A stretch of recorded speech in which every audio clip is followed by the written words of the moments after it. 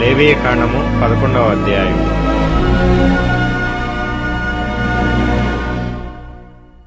మరియు యెహోవా మోషే అహరోనులకు ఈలాగు సెలవిచ్చెను. మీరు ఇశ్రాయేలీయులతో ఇట్లనుడి, భూమి మీదనున్న జీవులన్నిటిలోనూ మీరు ఈ జీవులను మాత్రము తినవచ్చును. జంతువులలో ఏది డెక్కల కలదై నెమరువేయునో దాని తినవచ్చును. నెమరువేయి వాటిలోనూ 2 డెక్కలు గల వాటిలోనూ వీటిని తినకూడదు. ఒంటె నెమరు వేయను గాని దానికి 2 డెక్కలు లేవు గనుక అది మీకు అపవిత్రము. పొట్టి కుందేలు నెమరు వేయను గాని దానికి 2 డెక్కలు లేవు గనుక అది మీకు అపవిత్రము.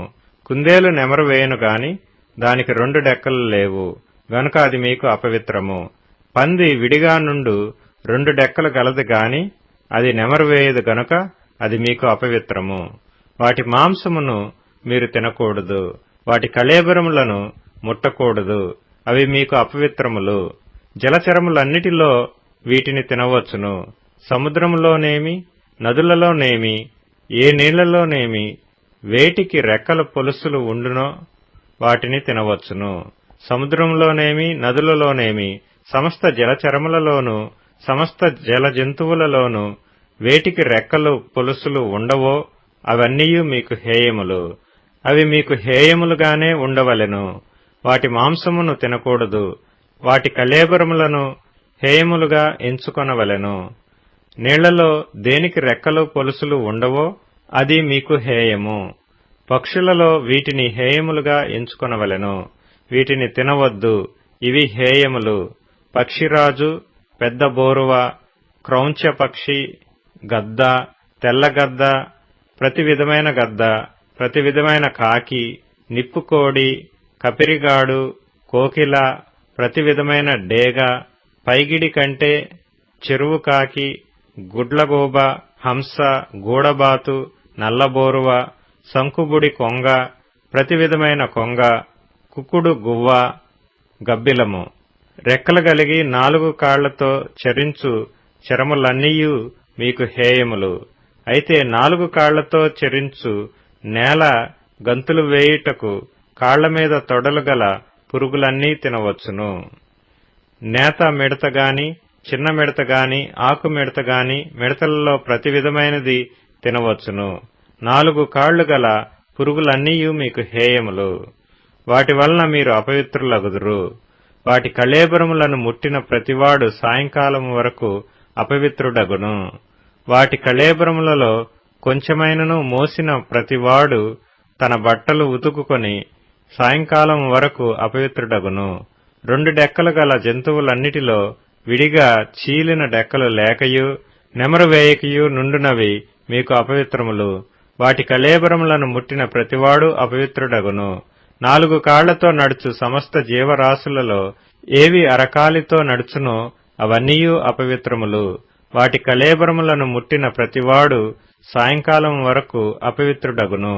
వాటి కళేబరమును మోసిన ప్రతివాడు తన బట్టలు ఉదుకుకొని సాయంకాలం వరకు అపవిత్రుడగును.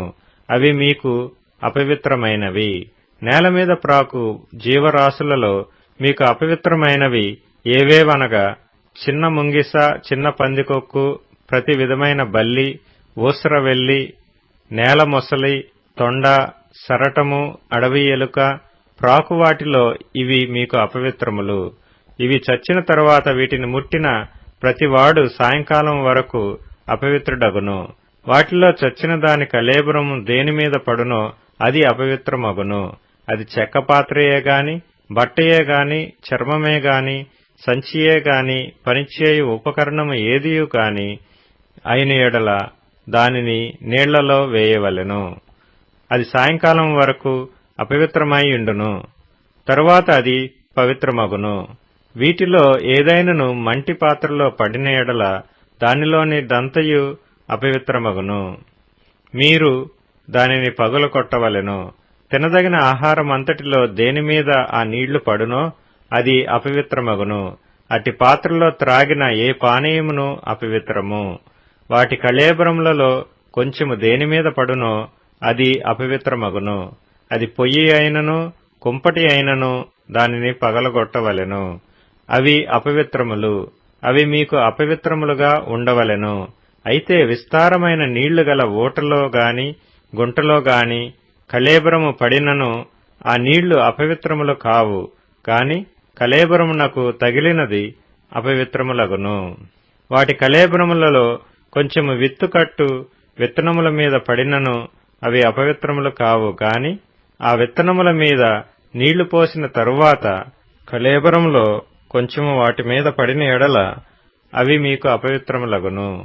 మీరు తినదగిన జంతువులలో ఏదైనను చచ్చిన ఎడల దాని కళేబరమును ముట్టువాడు సాయంకాలము వరకు అపవిత్రుడగును. దాని కళేబరములో ఏదైనను తినువాడు తన బట్టలు ఉదుకుకొని సాయంకాలం వరకు అపవిత్రుడగును. దాని కళేబరమును మోయువాడు తన బట్టలు ఉదుకుకొని సాయంకాలం వరకు అపవిత్రుడగును.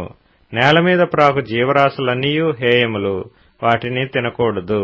నేల మీద ప్రాకు జీవరాశులన్నిటిలో కడుపుతో చరించు దానినైనను, 4 కాళ్లతో చరించు దానినైనను, చాలా కాళ్లు గల దానినైనను మీరు తినకూడదు.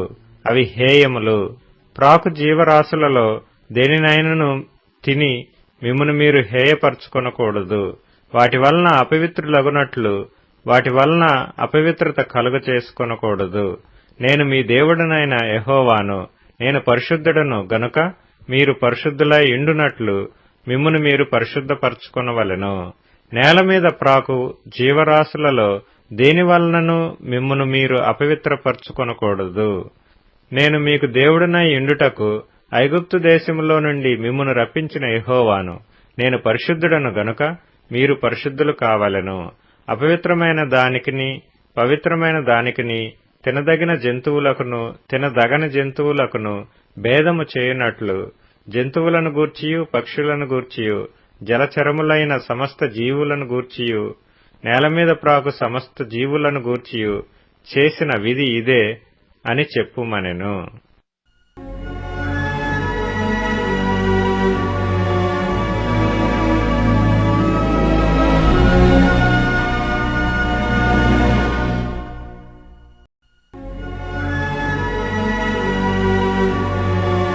లేవీయ కాండము 12వ అధ్యాయం.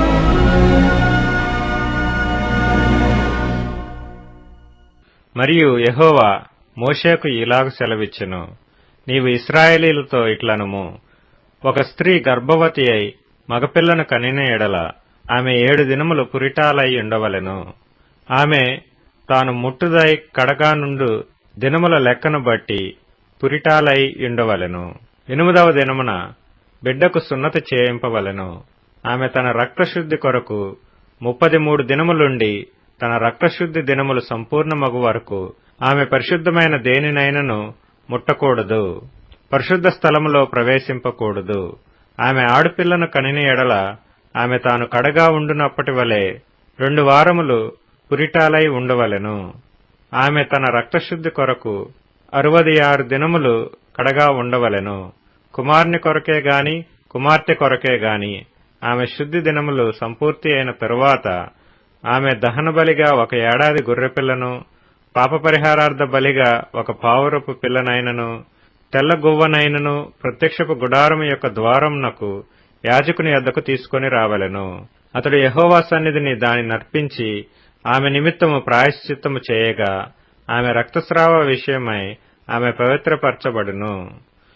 ఇది మగపిల్లను గాని ఆడపిల్లను గాని కనిన స్త్రీని గూర్చిన విధి. ఆమె గొర్రెపిల్లను తేజాలని ఎడల ఆమె 2 తెల్ల గువ్వలనైనను 2 పావురపు పిల్లలనైనను దహనబలిగా ఒకదానిని, పాప పరిహారార్థ బలిగా ఒకదానిని తీసుకొని రావలెను. యాజకుడు ఆమె నిమిత్తము ప్రాయశ్చిత్తము చేయగా ఆమెకు పవిత్రత కలుగును.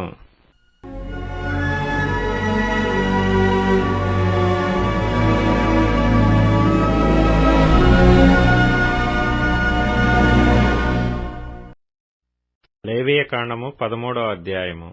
మరియు యెహోవా మోషే అహరోనులకు ఇలాగు సెలవిచ్చెను, ఒకని దేహ చర్మమందు వాపుగాని పక్కుగాని నిగనిగలాడు మచ్చగాని ఇండి వాని దేహ చర్మమందు కుష్టు పొడ వంటిది కనబడిన ఎడల యాజకుడైన అహరోను నొద్దకైనను యాజకులైన అతని కుమారులలో ఒకని యొద్దకైనను వాని తీసుకొని రావలెను. ఆ యాజకుడు వాని దేహ చర్మమందున్న ఆ పొడను చూడగా ఆ పొడ యందలి వెంట్రుకలు తెల్లబారిన ఎడలను, ఆ పొడ అతని దేహ చర్మము కంటే పల్లముగా కనబడిన ఎడలను అది కుష్టుపొడ. యాజకుడు వాని చూచి అపవిత్రుడని నిర్ణయింపవలెను. నిగనిగలాడు మచ్చ చర్మముల కంటే పల్లము కాక వాని దేహ చర్మమందు తెల్లగా కనబడిన ఎడలను, దాని వెండ్రుకలు తెల్లబారకున్న ఎడలను ఆ యాజకుడు 7 దినములు ఆ పొడగల వానిని కడగా ఉంచవలెను.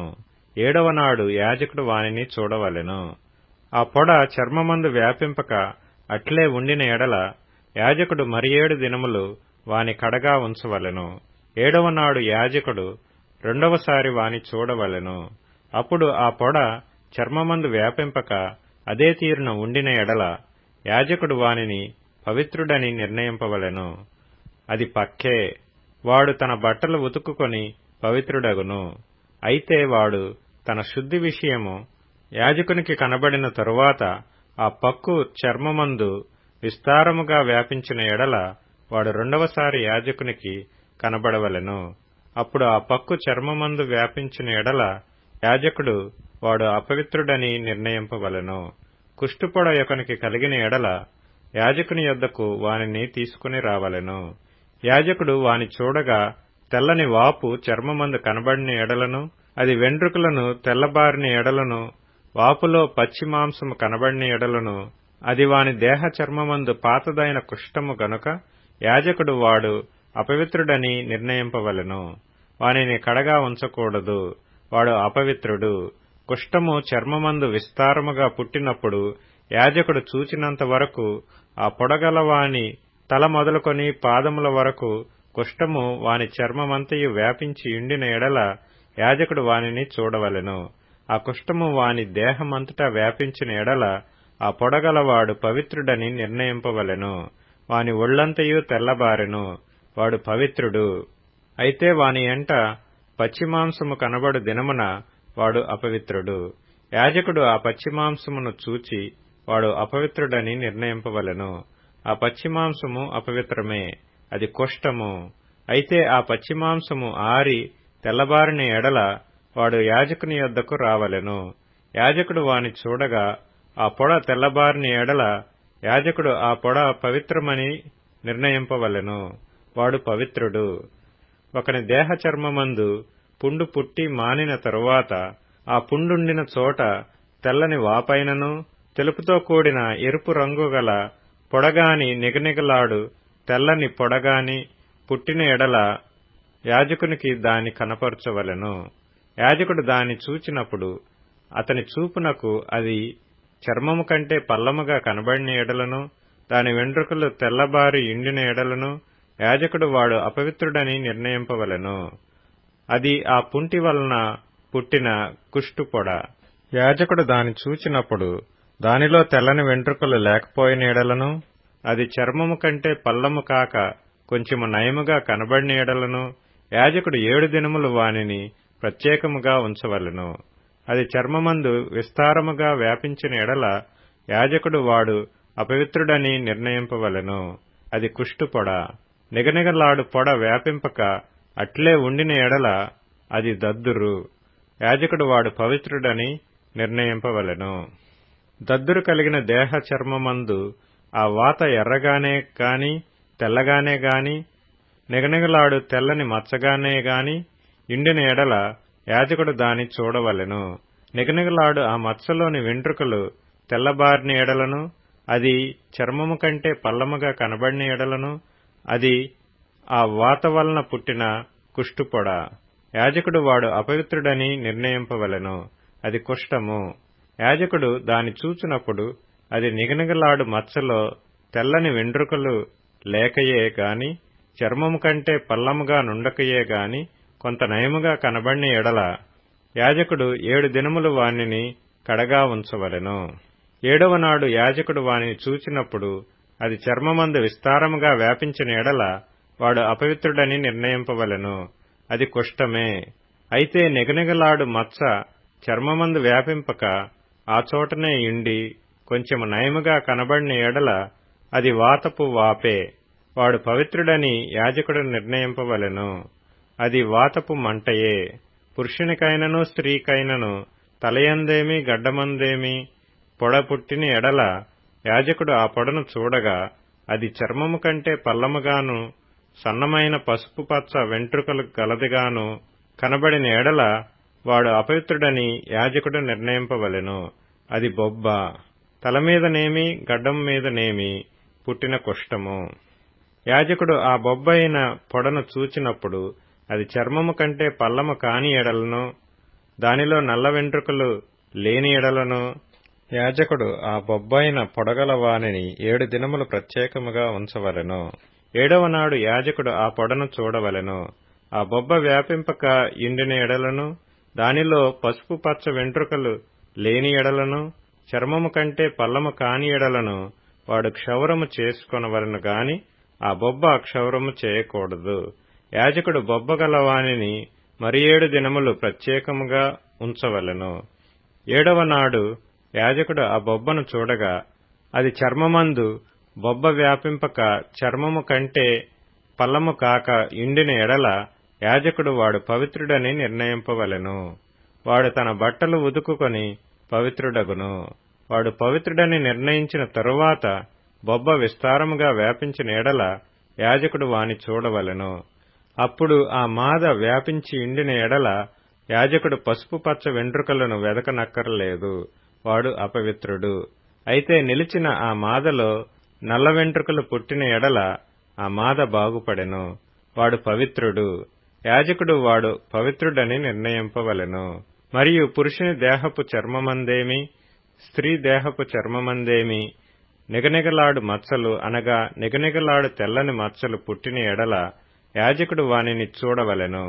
వారి దేహ చర్మమందు నిగనిగలాడు మచ్చలు వాడి ఎండిన ఎడల అది చర్మమందు పుట్టిన యొక్క పొక్కు. వాడు పవిత్రుడు.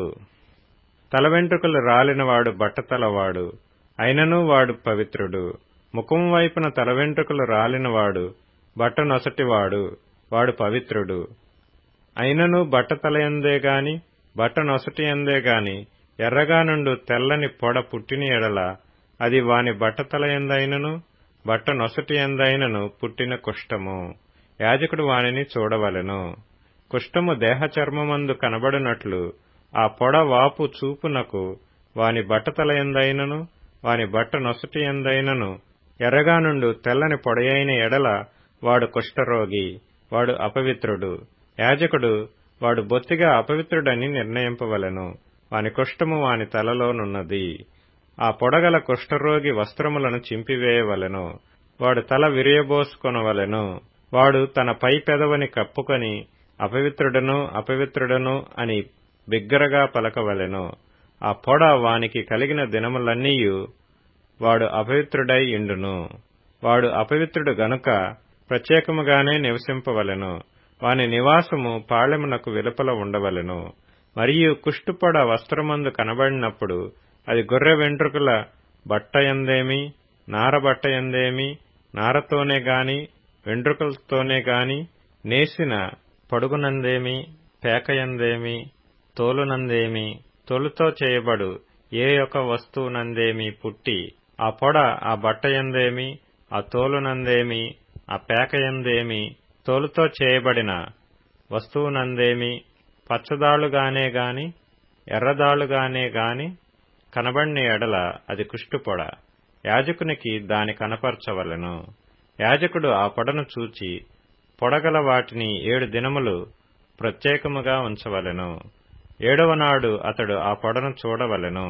అప్పుడు ఆ వస్త్రమందు అనగా పడుగునందే కాని పేకయందే కాని తోలునందే గాని తోలుతో చేసిన వస్తువునందే గాని ఆ పొడ వ్యాపించిన ఎడల అది కొరుకుడు కుష్ఠము. అది అపవిత్రము. కావున అతడు ఆ పొడ దేనిలో ఉన్నదో ఆ వస్త్రమును నారతోనేమి వెంట్రుకలతోనేమి చేసిన పడుగును పేకను తోలుతో చేసిన ప్రతి వస్తువును అగ్నితో కాల్చివేయవలెను. అది కొరుకుడు కుష్ఠము. అగ్నితో దాన్ని కాల్చివేయవలెను. అయితే యాజకుడు చూచినప్పుడు ఆ పొడ ఆ వస్త్రమందు అనగా పడుగునందేమి పేకయందేమి తోలుతో చేసిన మరి దేనియందేమి వ్యాపింపకపోయిన ఎడల యాజకుడు ఆ పొడగల దానిని ఉదకనాజ్ఞాపించి మరి 7 దినములు దానిని విడిగా ఉంచవలెను. ఆ పొడగల దానిని ఉదికిన తరువాత యాజకుడు దానిని చూడవలెను. ఆ పొడ మారకపోయినను వ్యాపింపకపోయినను అది అపవిత్రము. అగ్నితో దానిని కాల్చివేయవలెను. అది లోవైపున గాని పైవైపున గాని పుట్టినను కొరుకుడు కుష్ఠముగా ఉండును. యాజకుడు దానిని చూచినప్పుడు వస్త్రము ఉదికిన తరువాత ఆ పొడ వాడియుండిన ఎడల అది ఆ వస్త్రములో ఉండినను, తోలులో ఉండినను, పడుగులో ఉండినను, పేకలో ఉండినను యాజకుడు వాటిని చింపివేయవలెను. అటు తర్వాత అది ఆ వస్త్రమందే గాని, పడుగునందే గాని, పేకయందే గాని, తోలుతో చేసిన దేనియందే గాని కనబడిన ఎడల అది కొరుకుడు కుష్ఠము. ఆ పొడ దేనిలోనున్నదో దానిని అగ్నితో కాల్చివేయవలెను. ఏ వస్త్రమునే గాని, పడుగునే గాని, పేకనే గాని, తోలుతో చేసిన దేనినే గాని ఉదికిన తరువాత ఆ పొడ వదిలిన ఎడల రెండవ మారు దానిని ఉదకవలెను. అప్పుడు అది పవిత్రమగును. బొత్సు బట్టయందే గాని, నారబట్టయందే గాని, పడుగునందే గాని, పేకయందే గాని, తోలు వస్తువులయందే గాని ఇండు కుష్ఠపొడను గూర్చి అది పవిత్రమని అపవిత్రమని నీవు నిర్ణయింపవలసిన విధి ఇదే.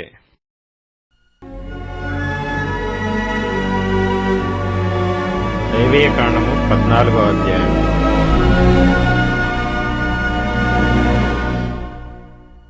మరియు యెహోవా మోషేకు ఇలాగ సెలవిచ్చెను. కుష్ఠరోగి పవిత్రుడని నిర్ణయించిన దినమున వాని గూర్చిన విధి ఏదనగా యాజకుని యొద్దకు వానిని తీసుకొని రావలెను. యాజకుడు పాళెము వెలుపలికి పోవలెను. యాజకుడు వానిని చూచినప్పుడు కుష్ఠుపొడ బాగుపడి కుష్ఠరోగిని విడిచిన ఎడల యాజకుడు పవిత్రత పొందగోరు వాని కొరకు సజీవమైన 2 పవిత్ర పక్షులను, దేవదారు కర్రను, రక్తవర్ణము గల నూలును, హిస్సోపును తెమ్మని ఆజ్ఞాపింపవలెను. అప్పుడు యాజకుడు పారు నీటిపైని మంటి పాత్రలో ఆ పక్షులలో ఒకదానిని చంపనాజ్ఞాపించి సజీవమైన పక్షిని, ఆ దేవదారు కర్రను, రక్తవర్ణము గల నూలును, హిస్సోపును తీసుకొని పారునీటిపైని చంపిన పక్షి రక్తములో వాటిని సజీవమైన పక్షిని ముంచి కుష్టు విషయంలో పవిత్రత పొందగోరు వాని మీద 7 మార్లు ప్రోక్షించి వాడు పవిత్రుడని నిర్ణయించి సజీవమైన పక్షి ఎగిరిపోవునట్లు దానిని వదిలివేయవలెను. అప్పుడు పవిత్రత పొందగోరువాడు తన బట్టలు ఉదుకుకొని తన రోమమంతటిని క్షౌరము చేసుకొని నీళ్లతో స్నానము చేసి పవిత్రుడగును. తరువాత వాడు పాళెములోనికి వచ్చి తన గుడారము వెలుపల 7 దినములు నివసింపవలెను. 7వ నాడు తన రోమమంతటిని, తన తలను, తన గడ్డమును, తన కనుబొమ్మలను క్షౌరము చేసుకొనవలెను. తన రోమమంతటిని క్షౌరము చేసుకొని బట్టలు ఉదుకుకొని ఎడలు నీళ్లతో కడుగుకొని పవిత్రుడగును. 8వ నాడు వాడు నిర్దోషమైన 2 మగ గొర్రెపిల్లలను, నిర్దోషమైన ఏడాది ఆడు గొర్రెపిల్లను, నైవేద్యమునకై నూనె కలిసిన 3 10వ వంతుల గోధుమ పిండిని, 1 అర్ధసేరు నూనెను తీసుకుని రావలెను. పవిత్రపరచు యాజకుడు పవిత్రత పొందగోరు మనిషిని వాటితో ప్రత్యక్షపు గుడారము యొక్క ద్వారమున యెహోవా సన్నిధికి తీసుకుని రావలెను. అప్పుడు యాజకుడు 1 మగ గొర్రెపిల్లను, అర్ధసేరు నూనెను తీసుకుని అపరాధ పరిహారార్థ బలిగా వాటిని దగ్గరకు తెచ్చి అల్లాడింపబడు అర్పణముగా యెహోవా సన్నిధిని వాటిని అల్లాడింపవలెను.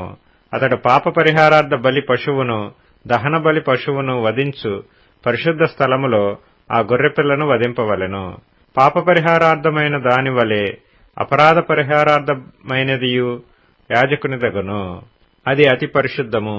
అప్పుడు యాజకుడు అపరాధ పరిహారార్థమైన దాని రక్తములో కొంచెము తీసి పవిత్రత పొందగోరు వాని కుడి చెవి కొన మీదను, వాని కుడి చేతి బొటన వ్రేలి మీదను, వాని కుడికాలి బొటన వ్రేలి మీదను దానిని చమరవలెను. మరియు యాజకుడు అర్ధసేరు నూనెలో కొంచెము తీసి తన ఎడమ అరచేతిలో పోసుకొనవలెను. అప్పుడు యాజకుడు తన ఎడమ అరచేతిలోనున్న నూనెలో తన కుడి చేతి వ్రేలు ముంచి యెహోవా సన్నిధిని 7 మార్లు తన వ్రేలితో ఆ నూనెలో కొంచెము ప్రోక్షింపవలెను. యాజకుడు తన అరచేతిలోనున్న కొదువ నూనెలో కొంచెము తీసుకుని పవిత్రత పొందగోరు వాని కుడి చెవి కొన మీదను, వాని కుడి చేతి బొటన వ్రేలి మీదను, వాని కుడికాలి బొటన వ్రేలి మీదను ఉన్న అపరాధ పరిహారార్థ బలి పశువు యొక్క రక్తం మీద చమరవలెను. అప్పుడు యాజకుడు తన అరచేతిలోనున్న కొదువ నూనెను పవిత్రత పొందగోరు వాని తల మీద చమరవలెను. అట్లు యాజకుడు యెహోవా సన్నిధి వాని నిమిత్తము ప్రాయశ్చిత్తము చేయవలెను. అప్పుడు యాజకుడు పాపపరిహారార్థ బలి అర్పించి అపవిత్రత పోగొట్టుకొని పవిత్రత పొందగోరు వాని నిమిత్తము ప్రాయశ్చిత్తము చేసిన తరువాత వాడు దహనబలి పశువును వధింపవలెను. యాజకుడు దహనబలి ద్రవ్యమును నైవేద్యమును బలిపీఠం మీద అర్పింపవలెను. అట్లు యాజకుడు వాని నిమిత్తము ప్రాయశ్చిత్తము చేయగా వాడు పవిత్రుడగును. వాడు బీదవాడై పై చెప్పినదంతయు తేజాలని ఎడల తన నిమిత్తము ప్రాయశ్చిత్తము కలుగుటకై వాడు అల్లాడించుటకు అపరాధ పరిహారార్థ బలిగా ఒక గొర్రెపిల్లను, నైవేద్యముగా తూములో 10వ వంతు నూనెతో కలిసిన గోధుమ పిండిని, ఒక అర్ధసేరు నూనెను, వారికి దొరకగల 2 తెల్ల గువ్వలనే గాని 2 పావురపు పిల్లలనే గాని, అనగా పాప పరిహారార్థ బలిగా ఒకదానిని దహన బలిగా ఒకదానిని తీసుకొని రావలెను.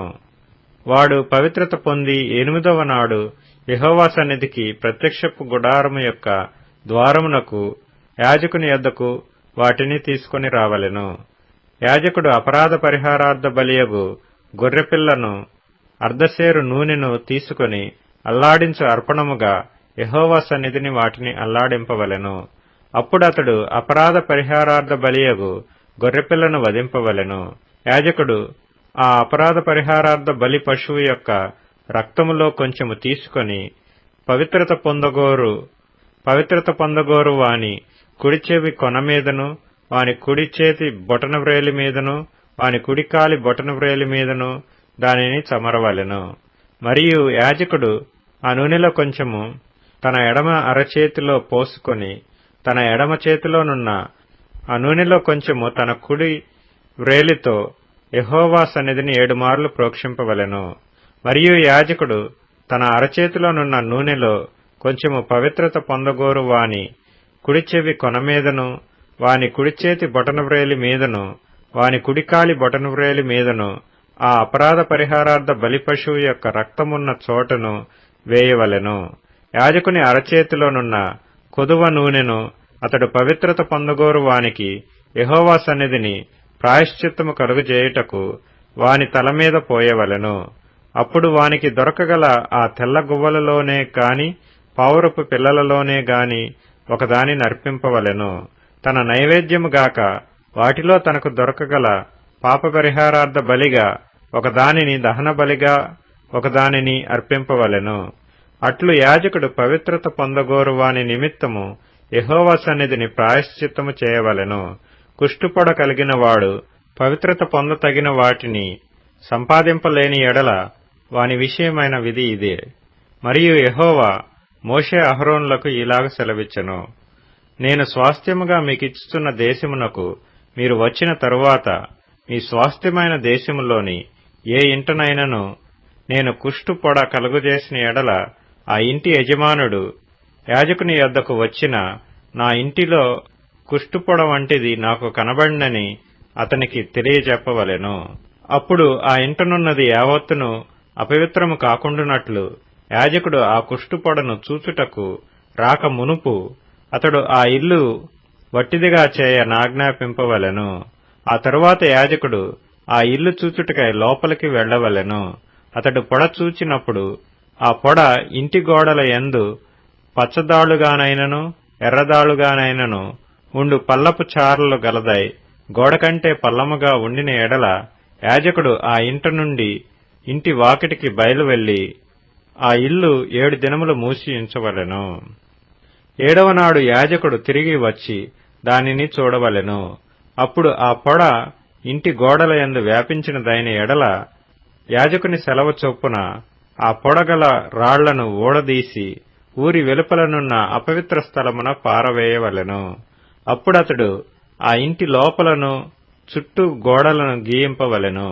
వారు గీసిన పెళ్లలను ఊరి వెలుపలనున్న అపవిత్ర స్థలమున పారబోసి వేరు రాళ్లను తీసుకొని ఆ రాళ్లకు ప్రతిగా చేర్పవలెను. అతడు వేరు అడసును తెప్పించి ఆ ఇంటి గోడకు పూయింపవలెను.